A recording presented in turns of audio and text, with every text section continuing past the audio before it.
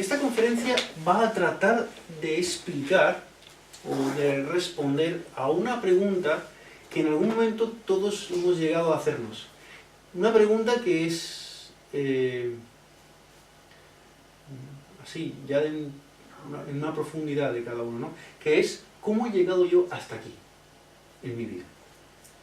O sea, en la vida de cada uno pasan muchas cosas y hay un momento en el que uno se encuentra ante esta cuestión. ¿Cómo he llegado yo hasta aquí? Sea por bien o sea por mal, aunque normalmente suele ser una pregunta cuando uno está muy aventurado, y en ese momento uno dice, ¿cómo he llegado yo hasta aquí? Hoy hemos titulado esta conferencia "Y siendo hacedor quedé atrapado en el sueño de vivir".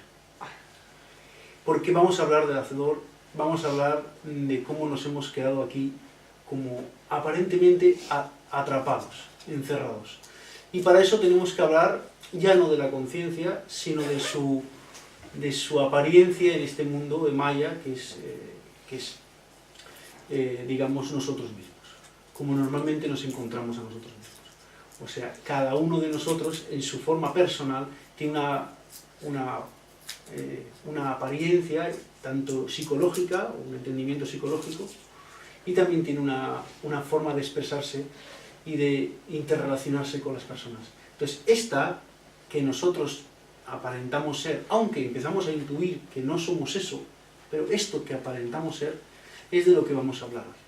Hoy y también la semana próxima que nos vayamos a ver, porque es extenso. Y solo se ha podido trabajar una parte esta vez, para dejar la otra, que también es muy importante tocar, y que serán dos relacionadas. Bien. Como digo, vamos a hablar de nosotros, de quien nosotros somos. Para ello, sería genial, estupendo, magnífico y maravilloso que para esta conferencia intentásemos separarnos. ¿Qué significa? Que en vez de ver esta conferencia desde vosotros mismos, intentásemos hacer una separación de nosotros para ver nuestra propia vida a medida que yo la voy contando. Porque contar la vida de la personalidad es prácticamente la misma para todos.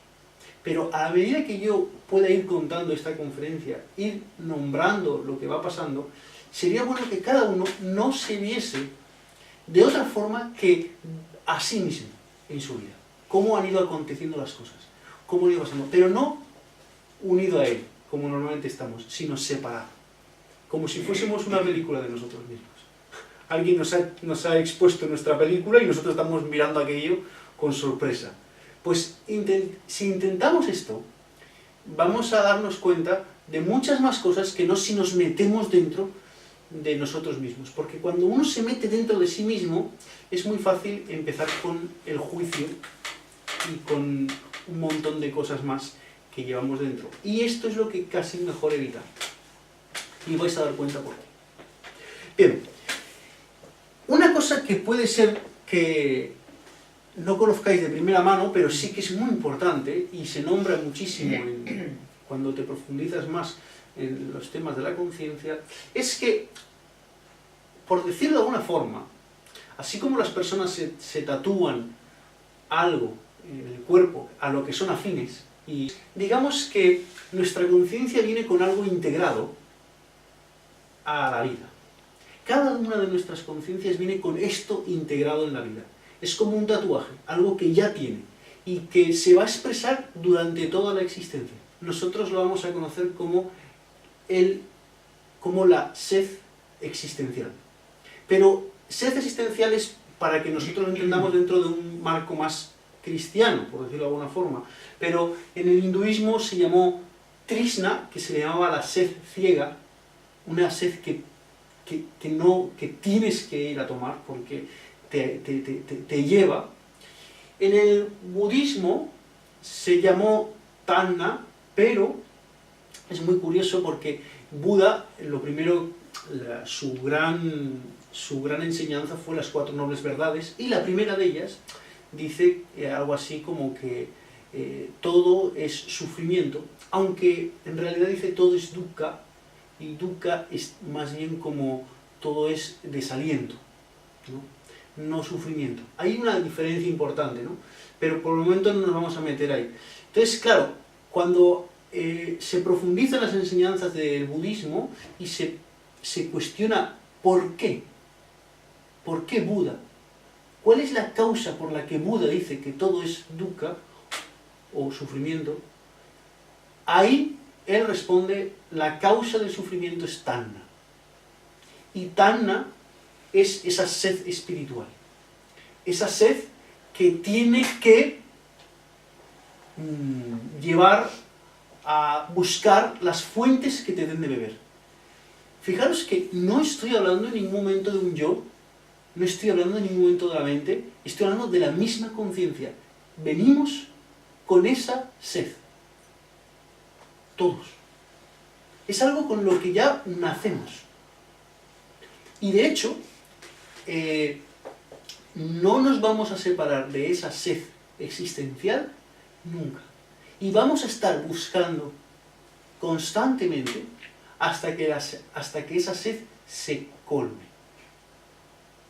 La conciencia viene con esta predeterminación. Y esto es muy importante que lo entendamos. Fijaros que Jesús, en la Biblia, cuando se encuentra con creo que es la samaritana del pozo, no recuerdo bien, allí tuvieron una pequeña conversación cuando Jesús pedía agua de beber, y él en la conversación le dice, ¿no? Todo el que beba de esta agua volverá a tener sed, pero el que beba del agua que yo le dé se convertirá en la misma fuente de vida, que es fuente eterna. Claro, Jesús se está haciendo en ese momento como el vehículo de la conciencia. Entonces hay como dos pozos. El pozo de agua, que es el pozo de la vida, del que tú bebes y siempre da sed. Tú bebes y siempre tendrás que volver. La vida, por más que bebas de ella, siempre tienes que volver. Y otro es el pozo del saber, de la sabiduría, de la que habla Jesús, que es el pozo de la conciencia, en el que tú bebes y no es que necesites agua, sino es que eres la misma fuente eterna. Te conviertes en eso. Entonces, fijaros cómo esto de la sed espiritual, perdón, de la sed existencial, es una cosa innata en todos nosotros. Algunos piensan que esta sed se manifestará cuando uno tenga el anhelo espiritual. No, eso no es así. La sed desde bien comienzo empieza a tener fluctuación, movimiento en la conciencia de todos los seres humanos. De todos. De hecho, nosotros podríamos llamar a esa sed existencial como la famosa búsqueda de la felicidad.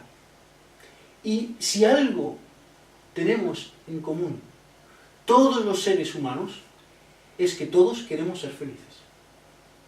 No coincidimos en la forma, pero sí coincidimos en que todos queremos esa felicidad. Y claro, esa felicidad parte de esa búsqueda de la felicidad, parte porque tenemos esa impregnada como tatuada dentro de la conciencia. Nacemos y al poco esa sed ya empieza a sentirse. Y tenemos que buscar aquella fuente, la que sea, que me dé agua, o que me dé la felicidad, o que me dé la paz interior, o que me dé el sosiego, o que me dé la serenidad, pero esa fuente, que para cada uno será una, por lo menos eso creo, que para cada uno la buscará como pueda, pero esa sed te lleva a la búsqueda. Todos, absolutamente todos, por esta causa de la sed existencial, todos somos buscadores. No hay un yo que lo haga, no hay un ego, no hay un... no, es una cosa totalmente natural. Y fijaros, esta sed existencial es innata en nosotros hasta el punto en el que si comienza desde el principio de la vida y te mueres y todavía se sigue sosteniendo esa sed, es porque, a pesar de que en la vida todo empieza y se acaba, esa sed ni se empieza ni se acaba. Siempre es. Y si una cosa siempre es, solo puede ser perteneciente a lo eterno, que es la conciencia. Por eso la sed existencial es de la conciencia. Entonces, ahora podemos hacer una rápida valoración de esto y darnos cuenta de que la sed existencial es como una moneda de dos caras. La primera es como la negativa, porque esa sed existencial me provoca a mí el sufrimiento. Claro, porque me crea ansiedad, me crea descontento, porque siempre está eso pendiente de ser resuelto. Y eso crea descontento. Ese es por lo que el Buda decía que es el sufrimiento, ese descontento. Sin embargo, a la vez, esa sed lo que hace es que te mantenga siempre, en todo momento, en el cambio, en el movimiento, en la búsqueda.